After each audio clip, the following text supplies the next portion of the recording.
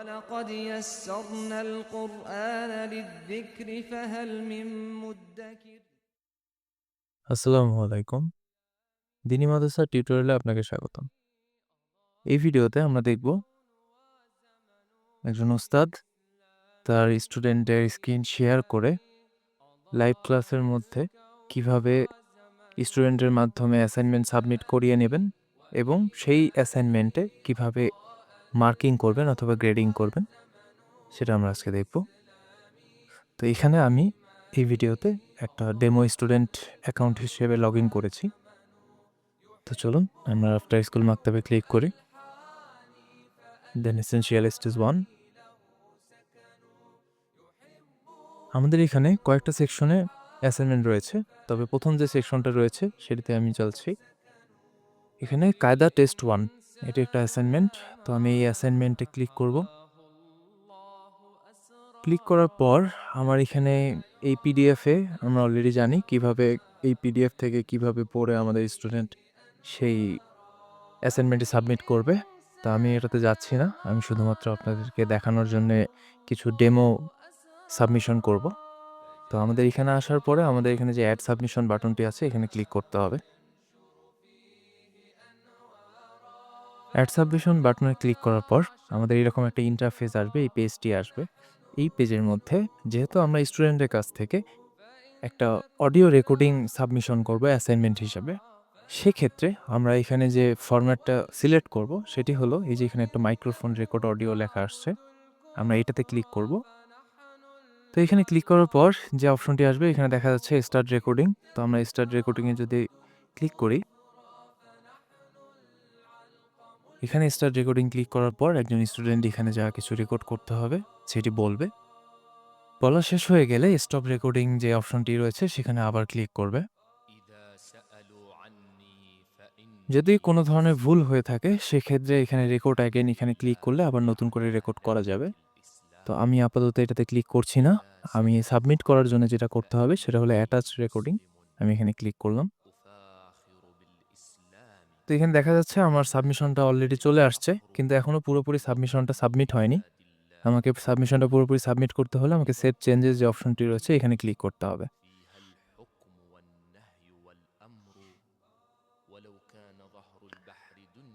তো এখানে ক্লিক করার পর দেখা যাচ্ছে যে এখানে অপশন এসেছে ডান মেক এ সাবমিশন।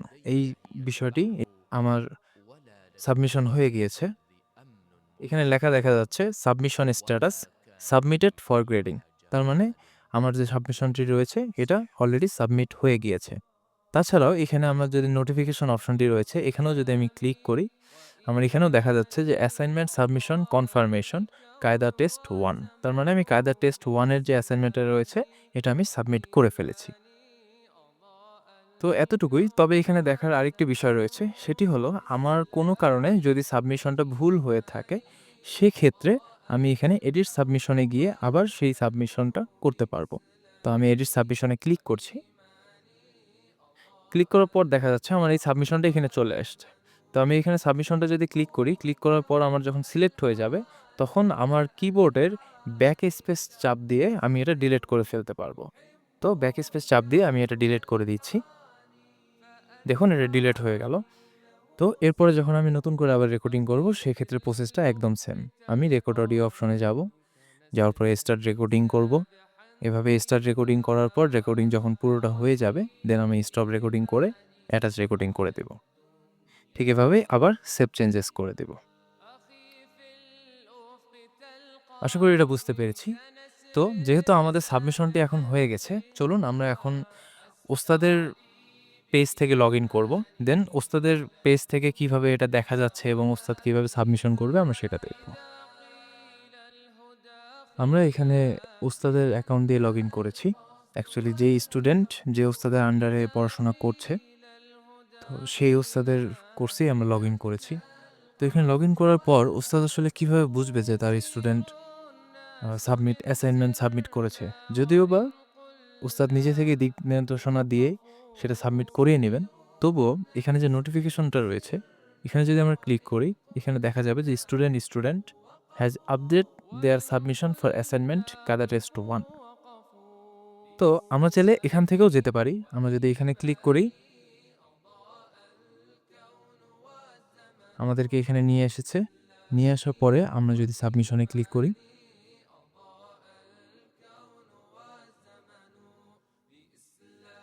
এখানে দেখা যাচ্ছে যে একজন ওস্তাদের আন্ডারে যতগুলো স্টুডেন্ট রয়েছে সবার সাবমিশন এখানে ওস্তাদ দেখতে পারবে। তো আপাতত যে স্টুডেন্টটি সাবমিশন করেছে ওনার নাম হলো স্টুডেন্ট এবং এখানে লেখা আসছে যে সাবমিটেড ফর গ্রেডিং। তার মানে সাবমিটেড ফর গ্রেডিংয়ের জন্য সাবমিট করেছে, এখনও পর্যন্ত সেটা গ্রেডিং করা হয়নি। তো ওস্তাদ চাইলে এখান থেকে শুনতে পারবে তার সাবমিশনটা, স্টুডেন্টের সাবমিশনটা। তারপরে শোনার পরে এখান থেকে গ্রেডিং করার সিস্টেম যেটা, সেটা হলো আমাদের এখানে দেখা যাচ্ছে একটা কলাম আছে, নাম এখানে গ্রেড। তো এখানে এসে যে 3 ডটটা রয়েছে, এই 3 ডটে যদি ওস্তাদ ক্লিক করে এখানে লেখা উঠে আসবে গ্রেড। এখানে ক্লিক করার পর আমরা আমাদের কাঙ্ক্ষিত গ্রেডিং সিস্টেমের মধ্যে চলে আসব। এখানে ওস্তাদ তার সাবমিশন শুনে, স্টুডেন্টের সাবমিশন শুনে, অ্যাসাইনমেন্ট পুরোপুরি শুনে দেন বিবেচনা করে যে মার্কিংটা হবে সেটা এখানে দেবে। আমি দিয়ে দিচ্ছি। এরপরে যদি সেই অ্যাসাইনমেন্টের ভিত্তিতে কোনো ধরনের ফিডব্যাক থাকে বা ওস্তাদ কোনো ধরনের ফিডব্যাক দিতে চায় যাতে স্টুডেন্ট সেটা দেখতে পারে, সেক্ষেত্রে এখানে দেখতে পারে।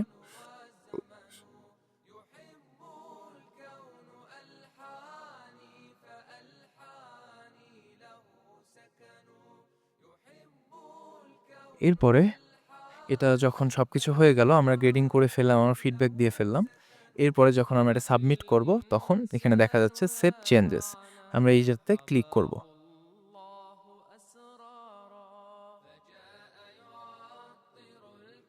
ক্লিক করার পর আমার এখানে দেখা যাচ্ছে যে সাবমিটেড ফর গ্রেডিং, তারপরে নিচে লেখা আসছে গ্রেডেড। তার মানে এটা অলরেডি গ্রেডেড, মানে গ্রেডিং করা হয়ে গিয়েছে। এতক্ষণ আমরা দেখেছিলাম যে কিভাবে নোটিফিকেশন থেকে সাবমিশনে যাওয়া যায়। এছাড়াও আরেকটি যে উপায় রয়েছে সেটাও আমরা কিভাবে যেতে হয় আমরা দেখি। আমরা ফার্স্টে কোর্সে যাব। কোর্সে যাওয়ার পরে আমাদের যে অ্যাসাইনমেন্টটার জন্য আমরা সাবমিশন দেখতে চাচ্ছি, আমরা সেই অ্যাসাইনমেন্টটায় যাব। যে অ্যাসাইনমেন্টে ক্লিক করব, করার পর আমাদের এখানে একটা অপশন চলে আসছে, দেখুন সাবমিশন। তো আমি যদি এই সাবমিশনে ক্লিক করি আমাকে সেম এই জায়গায় দিয়ে নিয়ে আসবে যেখানে একজন ওস্তাদ তার নিজস্ব যে স্টুডেন্টরা রয়েছে তাদের সবার সাবমিট এখানে দেখতে পারবে। দেন এখান থেকে আমরা যেভাবে গ্রেডিং করেছিলাম সেইভাবেই গ্রেডিং করে ফেলবো। তো এভাবেই আমরা আসলে একজন স্টুডেন্টের সাবমিশন গ্রেডিং করি। এরপরে একজন স্টুডেন্ট আবার গ্রেডিংটা পাওয়ার পরে তার ওখানে কিভাবে দেখাচ্ছে, আসলে ইন্টারফেসটা কি হচ্ছে, চলুন আমরা দেখি। তো আমরা আবার চলে এসেছি স্টুডেন্টের অ্যাকাউন্টে। তো স্টুডেন্টের অ্যাকাউন্টে আসার পর একটা স্টুডেন্ট কিভাবে জানবে যে তার ওস্তাদ তার যে সাবমিশনটা ছিল সেই সাবমিশনে গ্রেডিং করেছে বা মার্কিং করেছে? তো এটা দেখার জন্য আবার আমরা নোটিফিকেশন বারে যাব। এখানে দেখা যাচ্ছে যে স্টুডেন্টের যে ওস্তাদ, এখানে Hasibur Rahman, Mohammad Hasibur Rahman has given feedback for assignment কায়দা টেস্ট 1, এখানে নোটিফিকেশন চলে এসেছে। সো আমরা যদি এখানে ক্লিক করি,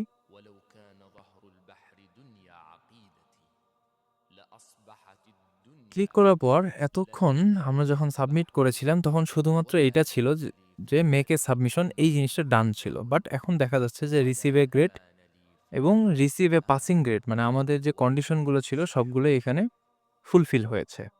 এখানে দেখা যাচ্ছে যে submitted for grading, then grading status, এটা এখানে গ্রেডেড হয়ে গিয়েছে। এবং নিচে যদি আমরা আসি ফিডব্যাক সেকশনে দেখা যাচ্ছে যে আসলে গ্রেড 100-র মধ্যে এখানে 100 দেয়া হয়েছে এবং ওস্তাদ যেভাবে গ্রেডিং মার্কিং করবে সেটাই এখানে দেখা যাবে এবং ফিডব্যাকে যে আমরা লিখেছিলাম মাশাআল্লাহ সেটা এখানে দেখা যাচ্ছে। তো আসলে পুরো প্রসেসটা এইরকমই। বাট কোনো কারণে যদি একজন স্টুডেন্ট অ্যাসাইনমেন্টটা খারাপ করে থাকে এবং রেজাল্ট খারাপ হয়ে যায় এবং সে আবার নতুন করে সাবমিশন করতে যায়, সেক্ষেত্রে আমরা একটু আগে যে দেখেছিলাম যে এডিট সাবমিশন, সেই প্রসেসেই আমরা যেতে পারি। তো আশা করি আমরা এই টিউটোরিয়াল দেখে পুরোটা বুঝে গিয়েছি কিভাবে একজন ওস্তাদ একটা স্টুডেন্টের স্ক্রিন শেয়ার করে তার মাধ্যমে দিক নির্দেশনা দিয়ে সে অ্যাসাইনমেন্টটা সাবমিট করায় নিবে এবং সেই অ্যাসাইনমেন্টটা কিভাবে মার্কিং এবং গ্রেডিং করতে হবে, ফিডব্যাক দিতে হবে, পুরোটাই। আশা করি আমরা বুঝতে পেরেছি। আজকে এ পর্যন্তই। ভালো থাকবেন, সুস্থ থাকবেন। আসসালামু আলাইকুম। وإيماني أضاء الكون والزمن بإسلامي وإيماني أضاء